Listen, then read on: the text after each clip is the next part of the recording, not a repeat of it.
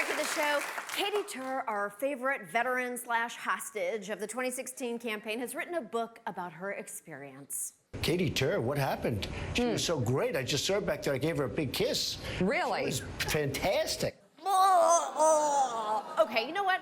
Any young person would have to be insane to go into journalism. Fortunately, some of them are. Ashley Nicole Black talked to one. Let's be honest, journalists today take a lot of shit.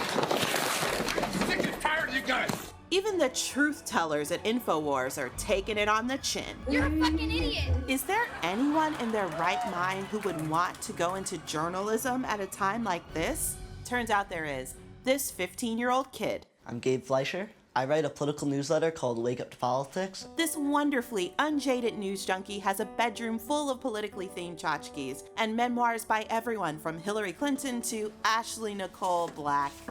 Every morning before school, he emails his newsletter to over 37,000 subscribers, including Katie Tur at MSNBC, Mark Halperin, Jim Vandehei, who founded Politico, Major Garrett of CBS News. I don't know who Major Garrett is. You should look him up. He's a really good journalist. I did. And I could have sworn he was that dude from JAG. When I sent the newsletter, I was in third grade. I would always kind of be talking about politics with my mom and be telling her different things what I was reading in the news. And she would always just have to get to work. She's just put it in email. And so I did. Oh. She was my first subscriber. So you started a newsletter because your mom didn't want to talk to you? That's right. What does Gabe put in his newsletter for his mom to ignore? I keep it White House, Congress, courts, elections, what's going on today, what happened since I sent the newsletter out yesterday, and then, a lot of the stuff, the, palace intrigue, things like that, the personal stuff, I don't think are as important for people when they need to choose who to vote for. Voting without palace intrigue? What would that even look like? Imagine if all news was like this reverse clickbait headline from Wake Up to Politics. Trump rescinds DACA, pressure to act now on Congress. Instead of how we choose to get our news. He never called all immigrants rapists. I'm just getting frustrated because you're not. I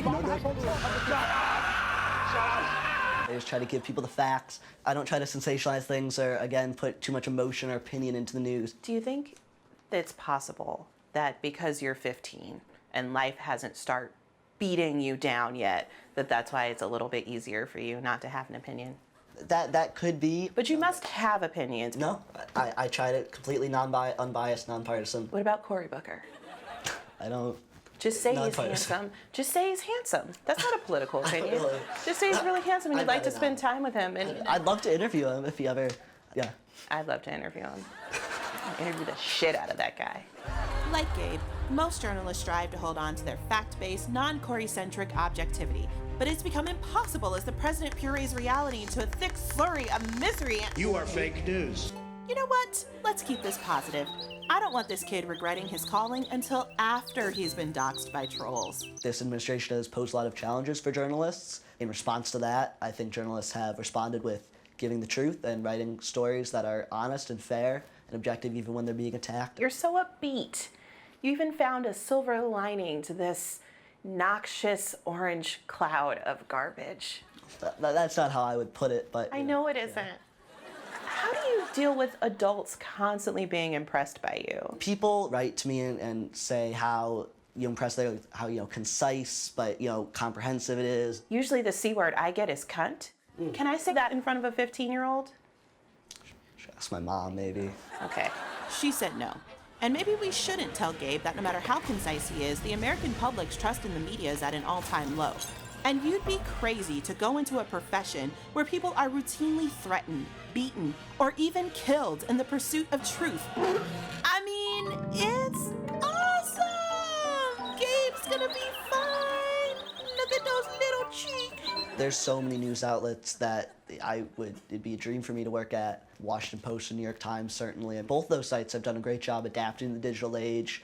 And there's really great it's really cute that you called those newspapers both those sites. Have you ever seen a newspaper? Both those outlets. I just want to bottle you and drink you and feel young and happy inside.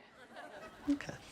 Obviously, I'm no good at pep talks, so I brought in one of Gabe's heroes to give him some words of encouragement. This dude I'm still pretty sure was on Jag. Our country needs bright, enthusiastic voices to enlighten, engage, and inform the public. You, Gabe, are an inspiration. Baba Booey! That kid is walking into a minefield. So how would you report on this interview that you're sitting through? I mean, maybe, like, nice kid gets bullied for comedy. How about nice kid gets bullied for comedy by beautiful woman? That might be veering into opinions, and that might be getting a little away from fact. Okay, so my being beautiful is not a fact. That might, words that, carry, subjective. Don't try to clean it up now, Gabe. It's fine. Finally get one opinion out of the kid. We'll be right back.